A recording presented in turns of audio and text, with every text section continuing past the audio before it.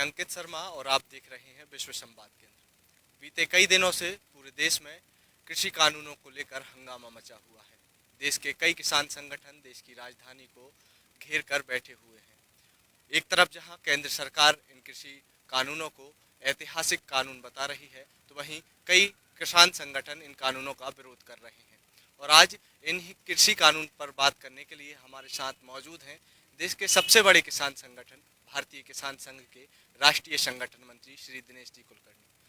भाई साहब, कृषि कानूनों को लेकर काफ़ी हंगामा मचा हुआ है और इन कृषि कानूनों पर भारतीय किसान संघ का क्या मत है?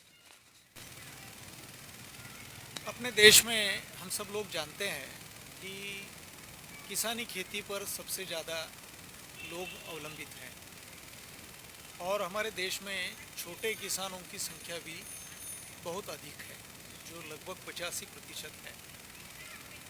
इन सब के दृष्टि से आज की जो कृषि उपज की व्यापार की व्यवस्था है, उसमें निश्चित रूप से सुधार होने की आवश्यकता है। और इन दृष्टि से देखते हुए भारतीय किसान संघ का बहुत शुरू से मत रहा है कि कृषि उपज के संबंधित त्रिस्तरीय व्यापार की पद्धति होने की आवश्यकता है।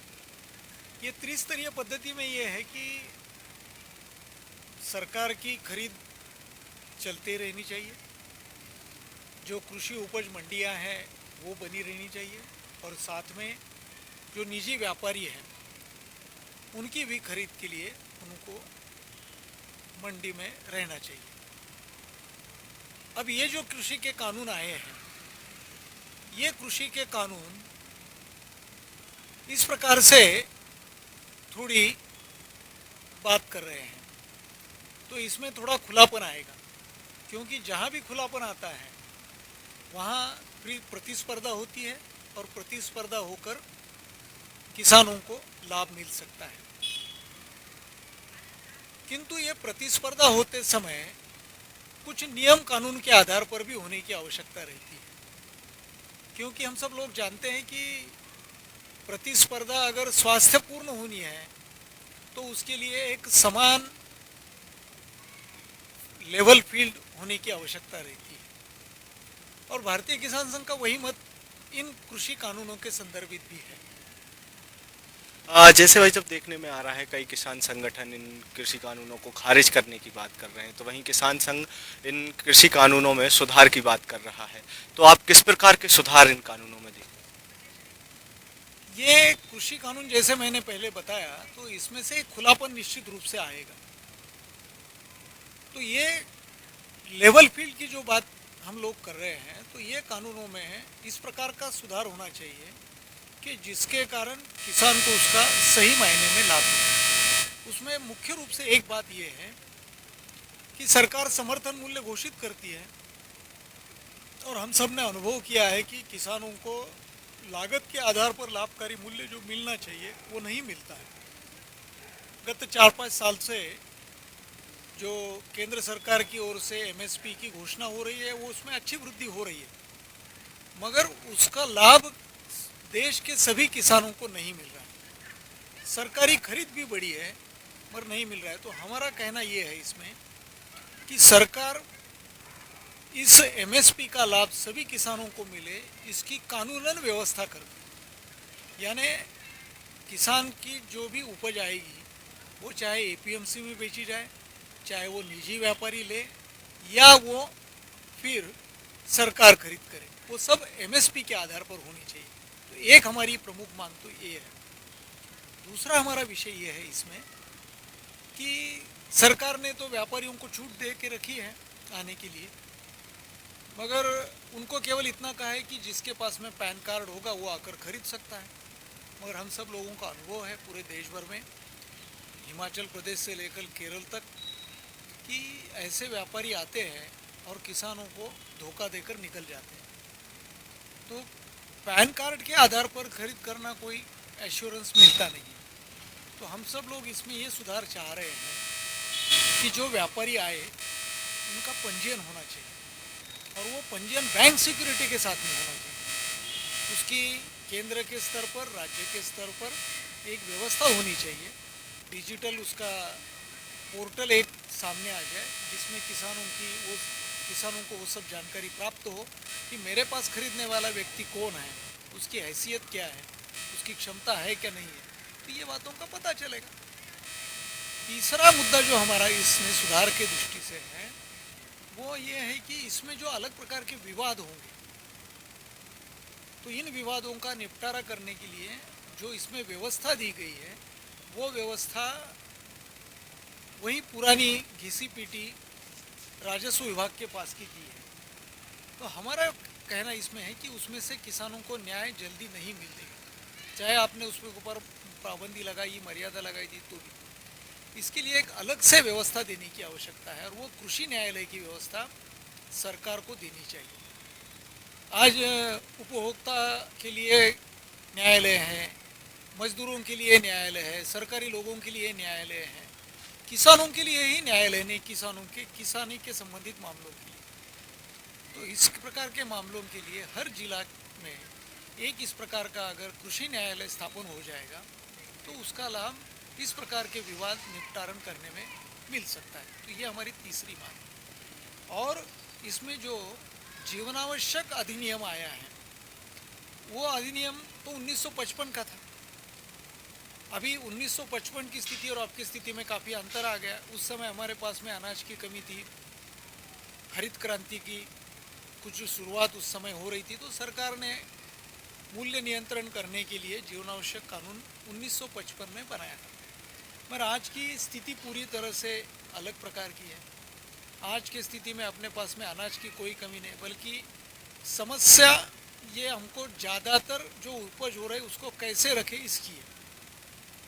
फिर भी इस बहुत बार राजनीतिक कारणों से इस जीवनावश्यक कानून का और दुरुपयोग होता रहा है, खास करके प्याज के मामले में, आलू के मामले में, कभी गेहूं के मामले में ये विदेशों से आयात करना, निर्यात पर पाबंदी लगाना, इस प्रकार की बातें हो जाती हैं। तो बहुत दिनों से सभी किसानों की ये मांग थी कि इसमें सुधार होना चाहिए, मगर अभी ये जो सुधार हुआ है ये सुधार एकदम विपरीत दिशा में चला गया है। इसमें जो बड़े उद्योग हैं उनको इसमें खुली छूट मिल गई है। जो खास करके निर्यात करने वाले लोग हैं या प्रक्रिया करने वाले उद्योग हैं तो उनके लिए उनके स्थापित क्षमता तक भंडारण करने तक इस पर कोई पाबंदी नहीं रहेगी। अब बड़े उद्योगों के पास में स्थापित क्षमता कितनी होगी इसका नियंत्रण करेगा कौन? तो इसमें से जमाखोरी होने का खतरा रहेगा और ये खतरे से, ये जमाखोरी से आम उपभोक्ताओं का नुकसान हो सकता है। हो सकता है कि किसान को 2 पैसे ज़्यादा मिलेंगे, मगर आम तौर पर जो आम उपभोक्ता है उसका इसमें से नुकसान हो सकता है। तो ये 4 बिंदुओं का सुधार अगर इन कानूनों में हो जाता है और फिर ये जो नियम कानून बनेंगे, जैसे कि अनुबंध खेती में एक बात अच्छी आई है कि ज़मीन जो है वो किसान के पास ही रहेगी, मगर उसके जो नियम बनेंगे, रूल्स रेगुलेशंस बनेंगे, उसमें इसको सुनिश्चित करना पड़ेगा कि जो अनुबंध होगा वो दोनों के ऊपर भी योग्य प्रकार से लागू हो। उसमें जो इनपुट्स की कीमत है वो कौन तय करेगा, इसके बारे में चर्चा होनी चाहिए। वो जो माल का दर्जा रहेगा उसके ऊपर भी कुछ पाबंदी होनी चाहिए, उसके ऊपर भी, क्योंकि जलवायु के कारण नुकसान हो सकता है उसमें। तो ऐसे सब बिंदुओं को उसमें सम्मिलित करते हुए, उसको जोड़ते हुए उसके रूल्स रेगुलेशन बनाने की आवश्यकता है। भाई, तो बीते 23 दिनों से लगातार कई जो किसान संगठन हैं वो देश की राजधानी को घेरे बैठे हुए हैं, बॉर्डरों पर जमे हुए हैं और इन किसान आंदोलन में कहा जा रहा है कहीं ना कहीं कि किसान संघ की कोई भूमिका दिखाई नहीं दे रही। तो इन किसान आंदोलन के बीच में भारतीय किसान संघ की क्या भूमिका? ऐसा है कि भारतीय किसान संघ जिस दिन से अध्यादेश आए हैं जून में, उस दिन से लगातार अपनी बातों को रख रहा है। केवल रख रहा नहीं तो पूरे देश भर में किसान संघ ने इसके संबंधित एक जागृति भी की है। हमने लगभग 20,000 गांव से माननीय प्रधानमंत्री जी, माननीय कृषि मंत्री जी को ईमेल पत्र भेजे हैं। उसके बाद में देश भर के लोकसभा एवं राज्यसभा के 400 से अधिक सांसदों को मिलकर हमारा ज्ञापन दिया है और वो बिल आने के पहले की बात है कि ये सुधार करिए। तो किसान संघ इसमें कहीं पीछे नहीं है। जब कहीं भी इसकी चर्चा नहीं हो रही थी, ऐसे समय में किसान संघ ने इसके लिए अपनी आवाज़ उठाई है। मगर जब बिल पास होने की स्थिति आ गई तो हमको ध्यान में ये आया कि जो इसको विरोध कर रहे हैं वो राजनीतिक दृष्टि से कर रहे हैं, क्योंकि ये तो सुधार करने की बात अभी की नहीं है, ये 2002-03 से चल रही है। उसमें राष्ट्रवादी कांग्रेस के लोग थे, कांग्रेस के लोग थे, ये सब लोगों ने इसके सुधार की बात की थी। शरद पवार जी ने एक अपने आत्मकथन में कहा है कि किसानों को एक अलग प्रकार की व्यवस्था देनी चाहिए, एपीएमसी में उनका शोषण होता है, उनको 18 से 20-22% तक का खर्च वहन करना पड़ता है, फिर भी उनकी एक्सप्लॉयटेशन वहाँ होती है, तो इसकी एक अलग व्यवस्था देनी चाहिए। अब वही जब कानून बनने के लिए बिल आ गया तो विरोध करने लग गए, और यही राजनीति सब लोगों ने की। तो इसीलिए इस राजनीति को देखते हुए हमने अपने को इसमें शामिल होने से थोड़ा सा रोक लिया। और जब ये बात आई तो इस प्रकार से दिल्ली में जाकर इन लोगों ने जब धरने की बात की तो उस समय भी हमको ये आशंका लग रही थी कि इसमें राजनीतिक दल हावी होंगे, खास करके वामपंथी लोग जो है इसमें लगे हुए हैं। और जब 8 दिसंबर की बात आई भारत बंद की, तो 8 दिसंबर की वार्ता होने के पूर्व में ही इन लोगों ने भारत बंद की घोषणा कर दी। और उसमें बार बार ये भी मीडिया में आए, कहीं खलिस्तानी मूवमेंट के लोग आ गए, कहीं दिल्ली दंगों में जो अर्बन नक्सल है उनको छोड़ने की बात आ गई, कहीं कनाडा के माध्यम से उसमें बात आई, कहीं इंग्लैंड के सांसदों के माध्यम से बात आई, कहीं बाहर से फंडिंग की बात आई है। अब सरकार उसकी जांच कर रही है। तो इन सब बातों को देखकर हमको ऐसा लगा कि ये किसानों के कंधों पर बंदूक रखते हुए चलने वाला आंदोलन है। किसान की समस्या सही है, भोले भाले किसान को बहकाकर बरगलाकर वहाँ लेकर आए हैं, और किसान की जो समस्या है उसको भुनाने की कोशिश ये कुछ लोग कर रहे हैं, ये हमारे ध्यान में आया। इसलिए हमने 8 दिसंबर के भारत बंद से भी हमको अलग से रखा। और हम सब लोगों ने देखा ही है कि इस देश का सबसे बड़ा किसान संगठन होने के नाते भारत बंद से हम अलग रहने से उसका कोई असर नहीं हुआ। तो हम इस कानून को जो है वो एकदम पूरी तरह से नकारने की बात नहीं कर रहे, इस प्रकार के सुधार के दृष्टि से एक कदम आगे बढ़ाने की बात जो हो रही है, मगर वो सुधार के साथ में होने से देश के किसान को उसका लाभ होगा, ऐसा हमारा इसमें मत है।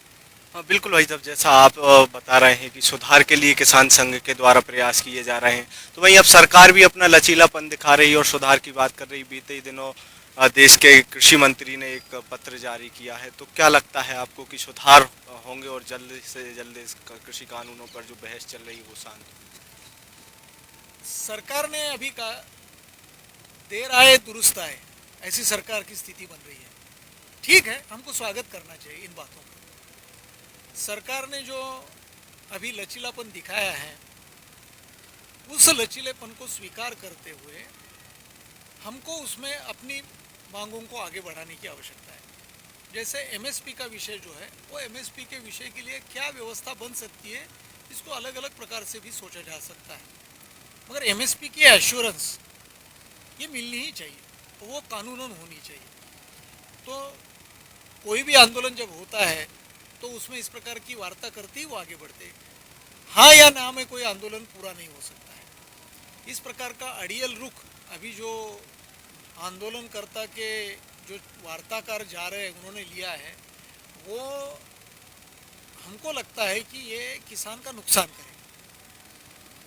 तो इसमें से हमको थोड़ा सा आगे बढ़ते हुए सरकार जो बातों को स्वीकार कर मान रही है, उसको लेते हुए हमको हमारा आंदोलन और आगे बढ़ाने की बात करनी चाहिए। हमारी मांगों को हमको आगे बढ़ाने की दृष्टि से बात करनी चाहिए। बहुत बहुत धन्यवाद भाई साहब आपका। तो ये थे भारतीय किसान संघ के राष्ट्रीय संगठन मंत्री श्री दिनेश कुलकर्णी जी, जिन्होंने साफ तौर पर कहा कि भारतीय किसान संघ लगातार यह कृषि कानूनों में सुधारों की बात करते आया है और प्रारंभ से ही सुधार की बात कर रहा है। अंकित शर्मा, विश्व संवाद केंद्र, मध्य प्रदेश।